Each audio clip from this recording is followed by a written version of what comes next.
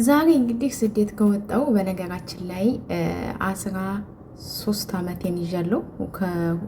ከ12 ዓመት ወደ 13 ዓመት ጓደኞቼ ራሱ እነዚህ እዚህ ጋሉ እና እስኪ ዛሬ አንድ ነገር ልገራችሁ። ሰላም ፋሚሊ፣ እንዴት ናችሁ? ደህና ናችሁ? እኔ ጋር ሁሉ ሰላም ነው፣ እግዚአብሔር ይመስገን፣ ሁሉ ሰላም ነው። እኔ ጋር ደህና ነኝ። ያው እንግዲህ ዛሬ የመጨረሻ ቀኔ ነው እና ለ10 ቀን ቤት አልነበርኩም እና ይችን ቤተክርስቲያን በጣም ነው የወደድኳት። እንዳልኳችሁ ፊት ለፊት ነው የምትታየኝ ጧት ስነሳ ምናምን እና ያው ፊት ለፊት ላደርግላችሁ እስኪ ደስ አይልም?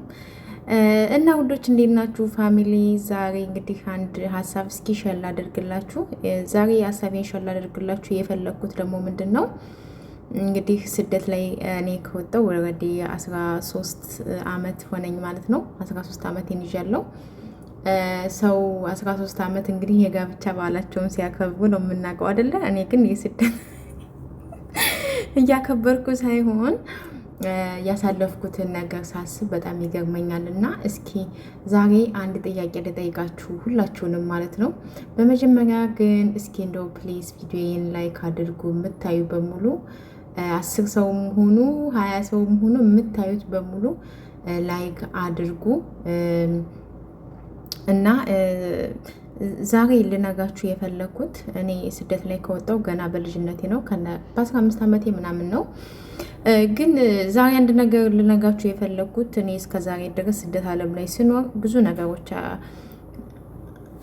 ነገሮች እንትን ብያለሁ ማለቴ ብዙ ነገሮች አሳልፍ ያለው። እሱ ምንድን ነው ደግሞ አሳልፍ ያለው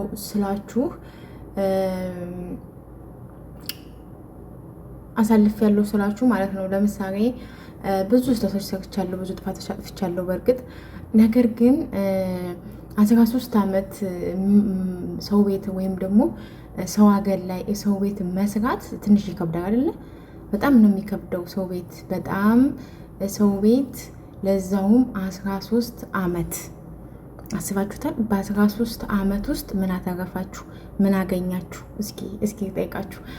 እኔ በነገራችን ላይ ብዙ ነገሮች አሳልፍ ያለው በስደት ዓለም ላይ ነገር ግን ማለት ካጣኋቸው ካገኘሁት ያጣሁት ነገር ብዙ ቢሆንም ግን እስከ ዛሬ ድረስ በጣም ይሄ ሰው ሀገር በጣም የተሸወድኳቸው ነገሮች አሉና ከነሱ እስኪ አንድ ነገር ልንገራችሁ።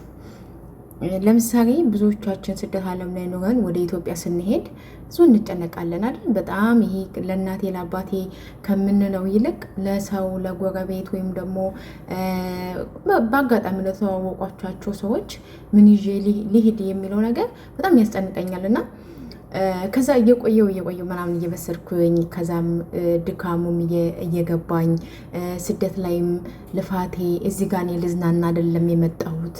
ለመዝናናት የሚመጣ ሰው ነው አይደለ ለቤተሰብ ለአዝማድ ብሎ ይዞ የሚሄደው። እኛ ግን ስደት ላይ ሽንት ቤት አጥበን ብዙ ነገር አሳልፈን ኢትዮጵያ ስንሄድ ግን እንጨነቃለን። ለምን ምን ይለኝ ይሆን? እናቴ ትረዳኛለች፣ እህቴ ትረዳኛለች፣ ወንድሜ ይረዳኛል፣ እነሱ ችግር የለባቸውም ምናምን ብለን እናስብና ግን ለጎረቤት የምንጨነቅ ልጆች አለን። እና አሁን ላይ እኔ የተረዳሁት ነገር እስኪ ማለት ሁላችሁም አንቺም አንተም ምንም ሁላችንም ማለት ነው እስኪ ቆም ብለን ራሳችንን እናስብ። ማለት እኔ የራሴን ስጠይቀው ስደት ላይ ኑሮ ኢትዮጵያ ሲሄድ እናቴ ልጄ ትመጣለች ብላ ተጨንቃ ተጠባ ነው የምትጠብቀኝ አይደለ? ቤተሰቦቼ፣ እህቶቼ፣ ወንድሞቼ። ከዛ ውጭ ግን ያለው ሰው ምንም አይመስለውም አይደለ? ነገር ግን እከሬን እንጠይቅ። በተለይ እኔ በብዛት እኔ አሁን በብዛት በህይወቴ አሁን ስደት ካሳለፍኩት አንጻር ስደት ያለ ሰው ይረዳኛል ብዬ አስባለሁ። ስደትን ያየ ሰው ስደትን ድካምን ሁሉን ነገር ያየ ሰው ሌላው ቀርቶ እንኳን እኔ ብዙ ጊዜ ጓደኞች ስደት ዓለም ላይ ኖረው ኢትዮጵያ ሲሄዱ ኢትዮጵያ እመጣለሁ ምናምን ብዬ ቃል ገብቻላቸው ኢትዮጵያ ግን ሲሄድ ካልሄድኩኝ በጭራሽ አይቀየሙኝም። በጭራሽ ደግሞ የሚረዱኝም አሉ። በዛው ልክ ደግሞ እኔ የኔ የምላቸው የማልጠብቃቸው ሰዎች ደግሞ ሲያኮርፉ ሲዘጉኝ ምናምን በቃ ብሎክ እስከማድረግ ድረስ የራሴ ሰዎች የምላቸው የራሴ ስጋዎቼ ማለት ነው። እንግዲህ ባዳ ነው፣ ግን ስጋ የሆነ ዝምድና ያላችሁ ሰዎች ደግሞ ሲያኮርፋችሁ ምናምን ስታዩ በጣም ነው የሚገርመው አይደለ? እና አንዳንድ ጊዜ ማለት በዚች ምድር ላይ ስደት ብዙ ጊዜ አሁን ስደትን ያየ ነው ስደትን ያየ ሰው ስደትን ያሳለፈ ሰው ስደትን የቀመሰ ሰው ይረዳል፣ ሰውን ያስባል። የስደት ዓለም ላይ ያሉ ልጆችን ያስባሉ ምናምን ይረዳሉ ይባላል። ግን የሚረዱም አሉ የማይረዱም አሉ። እና እኔ የሆነ ሰዓት ላይ እኛ በተለይ እኛ አለማወቃችን ነው እንጂ ኢትዮጵያ ስንሄድ እንኳን ደህና መጣሽ ወይም ደግሞ እንኳን ደስ አላችሁ ተብሎ እናቶቻችን እንኳን በሰላም ልጅሽ መጣሽ ተብሎ ነው አይደለ? በተለይ ወደ ገጠር አካባቢ እንደዛ ነው። ከየትም ሀገር ሂጂ ከየትም ሀገር ሰው እንኳን ደህና መጣሽ ብሎ የያዙትን ይዘው ወተትም ከሆነ ቅቤም ከሆነ ይዘው ይጠይቃሉ። እና ከተማ ላይ ግን ብዙ ጊዜ እንደዛ አይደለም። በጣም ብዙዎቻችን ብዙ ሰው እኔም በዙሪያ ያላችሁ የምትጋሩ ትኖራላችሁ። እንደዛ አይደለም። ምክንያቱም በቃ መሆን የለበትም እንደዛ። በቃ የሚወድሽ ሰው የሚፈልግሽ ሰው አንቺ ያለሽበት ድረስ መጥቶ ይጠይቅሻል።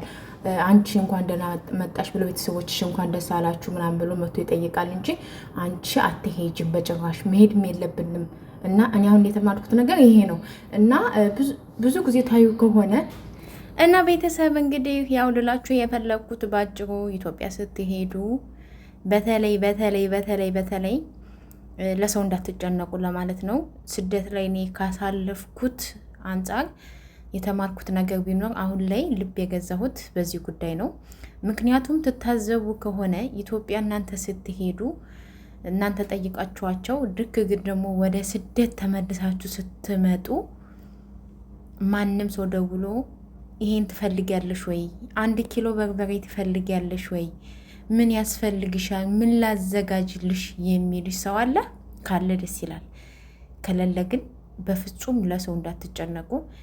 ስደት ዓለም ላይ ስኖር እኔ 13 ዓመት አሁን ነው በቃ አሁን ላይ ለሰው ምንም አልጨነቅም። ምክንያቱም ሰው በዚች ምድር ላይ ስንኖር አሁን ላይ ገንዘብ እናንተ ኢትዮጵያ ስትሄዱ እኔ 1,000 ብር 2,000 ብር 3,000 ብር ጠይቄ አውቃለሁ። ብድር ማለት ነው። ብድር ማለት እዚህ ሁኜ ራሱ ብድር ስጠይቅ ራሱ ማንም አያምናችሁም። ምክንያቱም እናት አባቴ ይረዱሻል፣ እህት ወንድሞችሽ ይረዱሻል፣ እንደሌለሽ ያውቃሉ። ሁሉም በዚች ምድር ላይ እንደ ቤተሰብ የሚሆን የለም። ከቤተሰብ ውጭ ሁሉም ሰው አንድ ነው ብዬ ነው የማምነው፣ በተለይ ባዳ ማለት ነው። ስለዚህ ማሮችዬ ስደት ዓለም ላይ ያላችሁ በሙሉ ሁላችሁም እኔ አሁን የቀኑ ፍጥነት የእውነት ግን 13 ዓመት እኔ ከእናቴ ቤተ ርቄ ያለው ማለት 13 ዓመት በጣም ብዙ ነው። በጣም ጨካኝ ነኝ እኮ እንደሳስበው እኔ ጨካኝ ነኝ ብዬ ነው የማስበው ለራሴ። ምክንያቱም ይህን ያህል ዓመት ከእናቴ ከአባቴ ከእህቶች ርቄ መኖር በጣም ይከብዳል፣ በጣም ማለት ነው። እና ግን እንደ ቀላል ሁሉም አለፈ፣ እንደ ዘበት እንደ ቀላል ነው። 13 ዓመት ማለት እኮ በጣም 13 ዓመት በጣም ትንሽ ነው ማለት በጣም ብዙ ነው። 13 ዓመት እውነት እኔ ነኝ ወይ ያሳለፍኩት ማለት 13 ዓመት ሙሉ እኔ በነገራችን ላይ ከ13 ዓመት በላይ ያው 13 ዓመት ስደት ነኝ ማለት ነው። ከዛ ውጭ ግን የማስታውሰው 4 ዓመት ነው 5 ዓመት ከኢትዮጵያ ያለው ከእናት ከአባቴ ጋር ርቄ የነበሱ ነው። በቃ በ10ዎቹ ነው የወጣሁት፣ በህፃንነቴ ነው የወጣሁት። እና ግን ሳስበው በቃ ግን እንደዛም ሆኖ አሁን ላይ ተስፋ አለኝ፣ ህልም አለኝ፣ በጣም መኖር እፈልጋለሁ ቀሪ ዕድሜን ከቤተሰቦቼ ጋርና ስለዚህ ውዶችዬ ይህን ለማለት ነው። ስደት ብዙዎቻችሁ ብዙ ነገር አሳልፋችሁ፣ እስኪ በስደት ላይ ምን አሳለፋችሁ? ያሳለፋችሁትን ደግሞ ኮሜንት ላይ ብትጽፉልኝ ደስ ይለኛል። ቪዲዮን ላይክ አድርጉ። በሌላ ቪዲዮ እስከምንገናኝ ድረስ ሁላችሁም በያላችሁበት ሰላማችሁ ይብዛልኝ። አመሰግናለሁ። ላይክ ለምታደርጉ ሰብስክራይብ ለምታደርጉ በሙሉ አመሰግናለሁ። ግን ሰብስክራይብ እና እይታዬ እኩር አልሄድ ብሏል። እባካችሁ እኩር እንዲሄድልኝ ላይክ እና ሰብስክራይብ አድርጉ። በሌላ ቪዲዮ እስከምንገናኝ ሁላችሁም በያላችሁበት ሰላማችሁ ይብዛልኝ። ያው እንግዲህ እኔም ቪዲዮ ከመስራት ወደ ኋላ አይደለም፣ እናንተም አታዩልኝም፣ ግን ምንም ማድረግ አልችልም። ፋሚሊ ይቀጥላል። ምክንያቱም እኔ ተስፋ አልቆርጥም። 10 ምናምን ዓመት ስደት ላይ ቆይቼ ቪዲዮን ላይክ አታደርጉም ብዬ ቪዲዮ አለመስራት አልችልም። ስለዚህ እኔ በጣም የምወደው ከስደት ላይ የተማርኩት ትልቁ ነገር ተስፋ አለመቁረጥ፣ ተስፋ ህልሜ ነገ ጧት ነገ ከነገ ወዲያ ያልፍልኛል፣ ይሳካልኛል፣ እችላለሁ ብዬ ወደኋላ ወደፊት እንጂ ወደኋላ አልልም። ወደኋላ ማለትም አልፈልግምም። ወደኋላ የሚባል ነገር የለም፣ ወደፊት ነው። ስለዚህ ሁላችሁም ተስፋ አትቁረጡ፣ ህልማችሁን አሳኩ። ጎበዞች በርቱ፣ ተስፋ ይኖራችሁ። ተስፋ የምታደርጉበት ላይ ተስፋ የሚሆናችሁ ነገር ላይ አድርጉ። ለምሳሌ ለራሳችሁ የሆነ ነገር አድርጉ፣ የሆነ ነገር ግዙ። ባለቻችሁ ገንዘብ የሆነች ነገር ኢትዮጵያ ማድረግ ትችላላችሁ አሁን ላይ እና ይህን ነው የምላችሁ ፋሚሊ።